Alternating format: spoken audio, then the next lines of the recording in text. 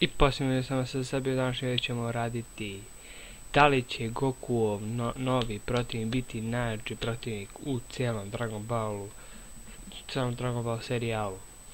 Ljudi, obavezno zapratite me na Instagram, tamo objavljam svake dane Dragon Ball činjenice.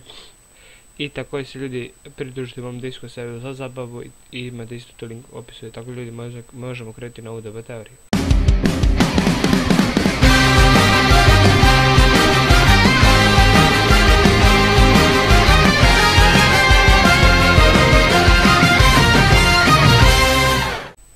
Svi znamo ljudi da Goku ima najviše borbi u cijelom Dragon Ball serijalu, od svih likovima najviše borbi. I zato je tako najjači lik.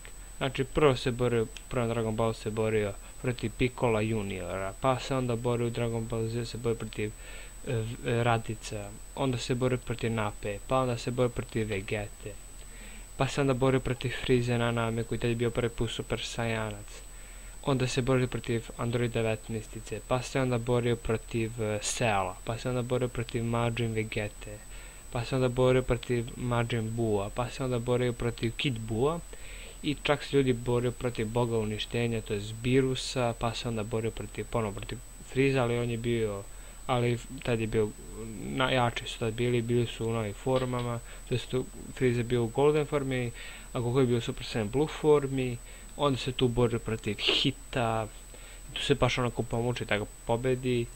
Onda se tu borio protiv Goku Blacka i Zamasua, onda se borio protiv Topoa, pa se borio protiv najjačeg lika, to je bio Jiren, pa se onda borio protiv Kampera. Čak u novom filmu će se boriti protiv novog Brolyja, koji će biti milion puta jači od svih ovih.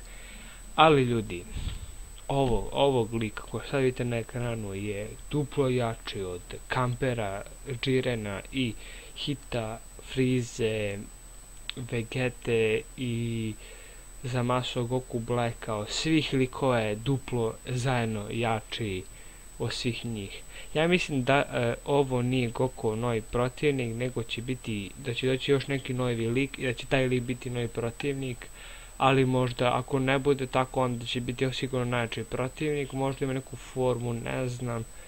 Možda će čak skupiti zmaja kuglu da bude mlad pa će biti mnogo jači pa će biti u većoj formi, jer ovako vidimo da je neki starac, da ima bradu, da je pobjegao, zato što ljudi u novom Dragon Ballu mangi 42. poglavlje mora da Goku i Vegeta da Majin Bua, da iz Majin Bua izvade onog nekog Kaja koji liči na Majin Bua.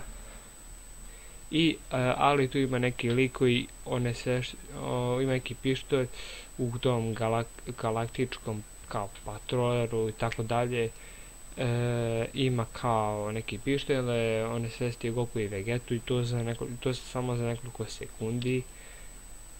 I znači ja mislim da ovaj lik ili će uzeti zmaja kugle da se omladi, ili će imati neku formu, ili nije to taj lik nego neki drugi. Tako ljudi, pišite mi u komentarima vaša mišljenja, da čujem vaše mišljenja i komentari, sad ću dobit ćete srce i like na komentar i ljudi pridružite neki DB teoriju za sljedeći video, dobit ćete pozdrav kogu ja DB teoriju da izaberem. I također ljudi, ostavite like i subscribe i se sljedeći klub Hekva za sljedeće video ljudi. Pus!